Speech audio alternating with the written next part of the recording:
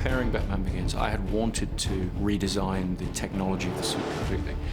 But we really didn't have time to be able to completely rethink the way in which the suit will be made. So in coming into the sequel, I really wanted to get Lindy to follow through that idea of, building it from the ground up in a completely different way. We're using completely different technology. We just set about redesigning the suit as a much airier, much more modern, much more subtle piece of equipment, like a suit of armor, instead of a rubber suit. A lot of their ideas are based on high-tech sportswear, sort of motorcycle protection being one of the key things.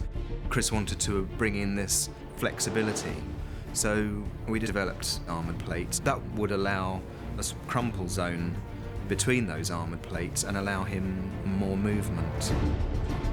Bruce is a highly evolved guy. He's made himself so, and he's constantly looking for innovative things and learning from his experiences as the Batman. He's evolved and realized that he needs to make some modifications and continually upgrade the suit. It had tremendous bulk, and it allowed him to be able to withstand bullets and knives and sharp instruments, but it lacked flexibility.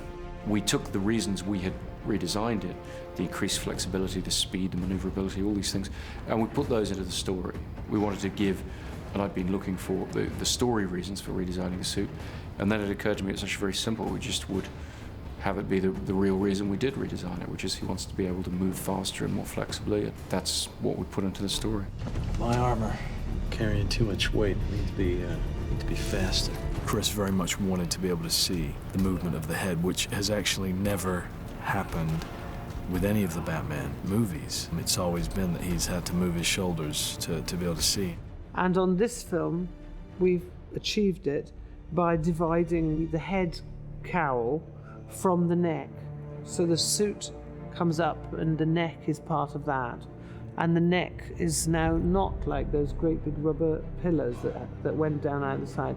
It's actually like a human neck shape now, but just all balanced together. Protection runs around the neck so that you can compress your vertebra and turn from side to side. Chris and Lindy, they liked the sculpt of the cowl.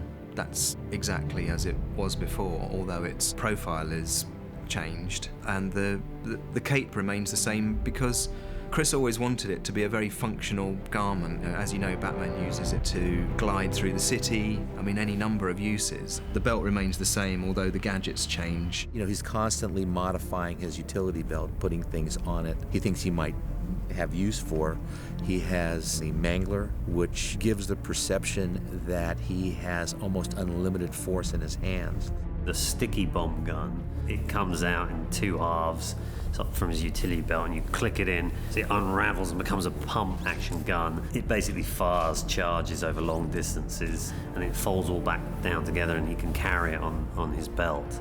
The finned gauntlets have moved on from the idea that there were these sort of ninja blades, and now there's the two rows.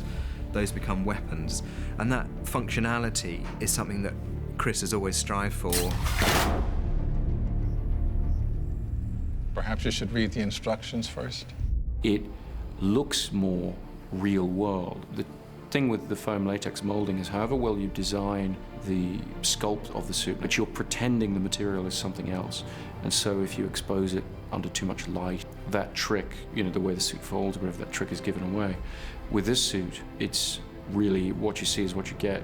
We are using the actual materials the way they appear on the suit.